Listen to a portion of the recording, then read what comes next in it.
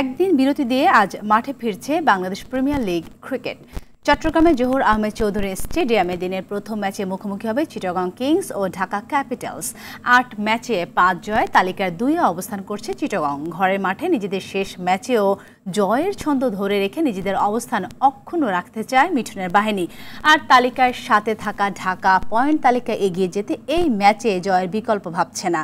দুপুর ১:৩০টায় শুরু হবে ম্যাচটি। একই ভেন্যুতে সন্ধ্যা ৬:৩০টায় আরেক ম্যাচে ফরচুন বরিশালের বিপক্ষে লড়বে খুলনা টাইগার্স।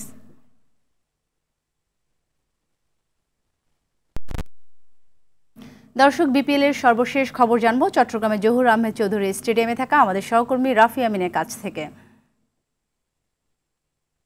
রাফি, ঘরের মাঠের শেষ ম্যাচ নিয়ে চিটাগং এর পরিকল্পনা কেমন দেখতে পাচ্ছেন, আর পয়েন্ট টেবিলের সমীকরণ কি দাঁড়াচ্ছে?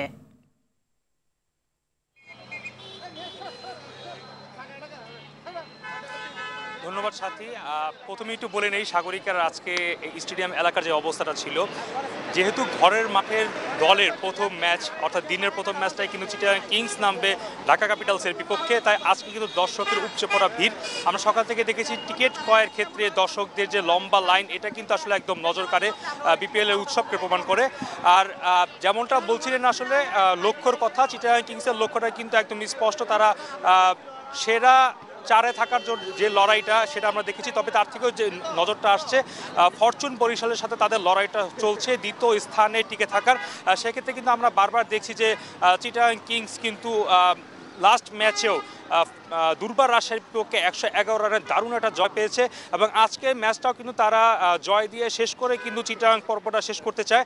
সেক্ষেত্রে মানে বলা যায় যে সমীকরণের কথাটা সেখানে কিন্তু সেরা চারের যেই প্রথম ৩টা স্থান অর্থাৎ রংপুর রাইডার্স আগেই কোয়ালিফাই করেছে, এবং দুর্বার ফরচুন বরিশাল এবং চিটাগং কিংসও কিন্তু একই আছে। সেক্ষেত্রে সমীকরণটা কিন্তু বেশ কঠিন ঢাকা ক্যাপিটালসের। এখন পর্যন্ত